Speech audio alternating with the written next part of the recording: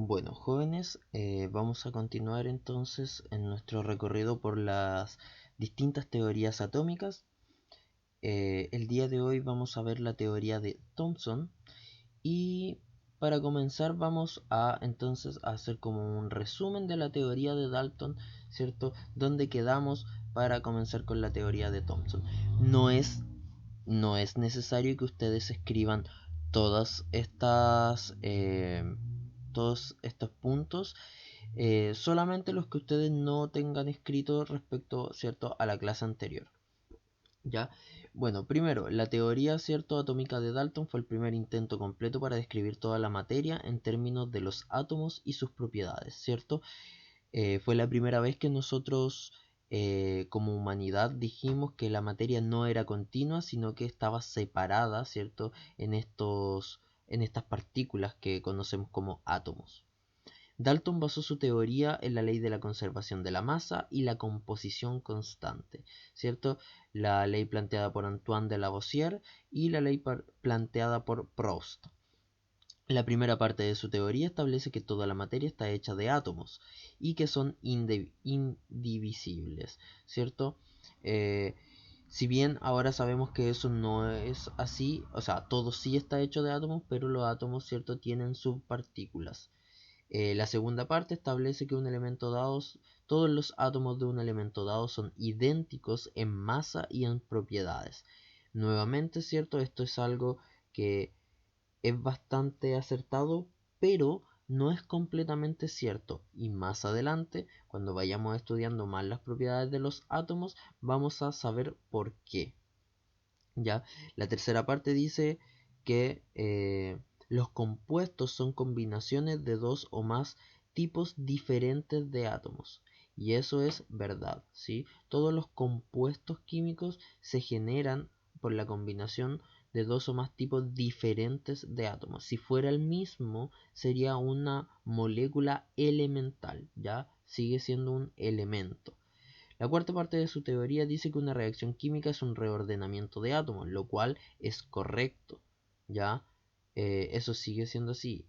Siempre hay una modificación en los átomos que produce un reordenamiento. Partes de su estructura tuvieron que ser modificadas con base a los descubrimientos ciertos de las partículas subatómicas y los isótopos.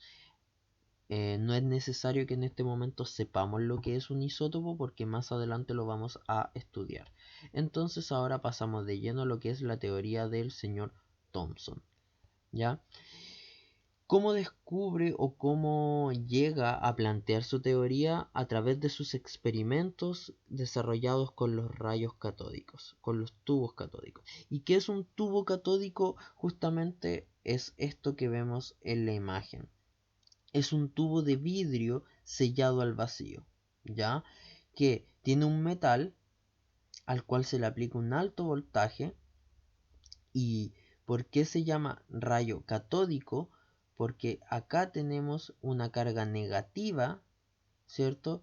Desde la carga negativa es de donde sale el rayo, hacia la carga positiva que es el ánodo, ¿ya?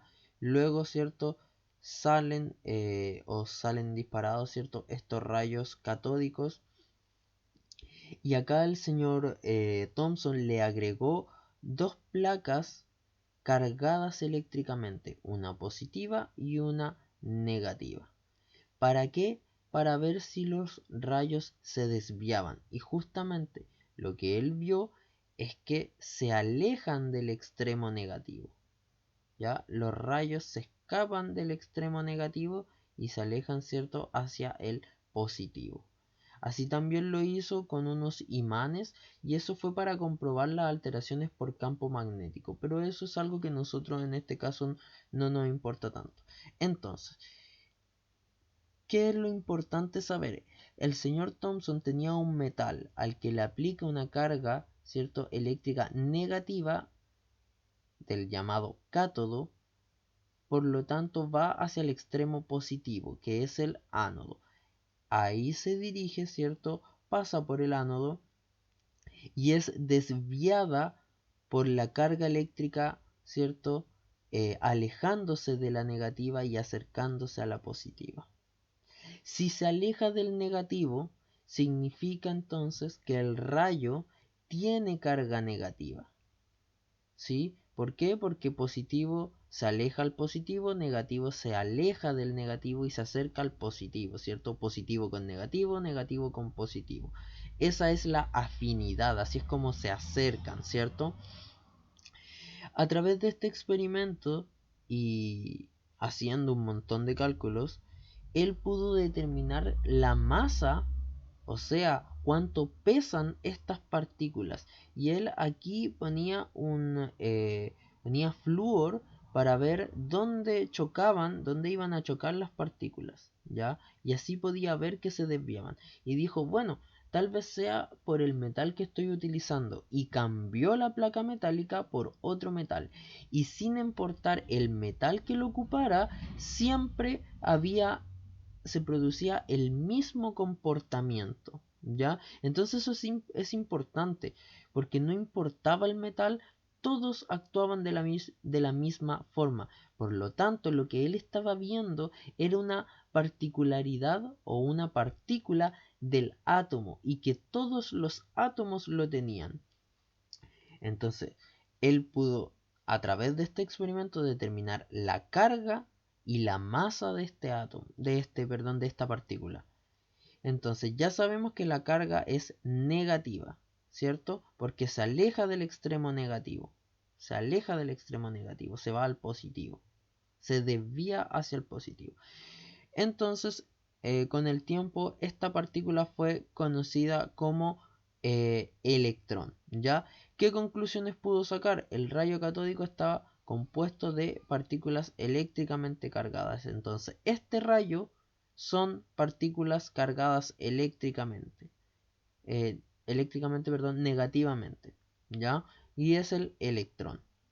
Las partículas deben existir como partes del átomo, pues la masa de cada partícula es tan solo 2000 veces a una la masa de un átomo de hidrógeno. O sea, es muy pequeñito, ¿ya? Estas partículas subatómicas se encuentran dentro de los átomos de todos los elementos. Y eso lo determinó cambiando, ¿cierto? Cambiando el tipo de metal con el que él estaba trabajando, ¿sí? A este modelo se le conoció como el modelo del budín de pasas. Eso es un budín de pasas, se ve bastante feo. Nosotros lo podemos tal vez asemejar más a un pan de Pascua, ¿sí? Modelo del pan de Pascua.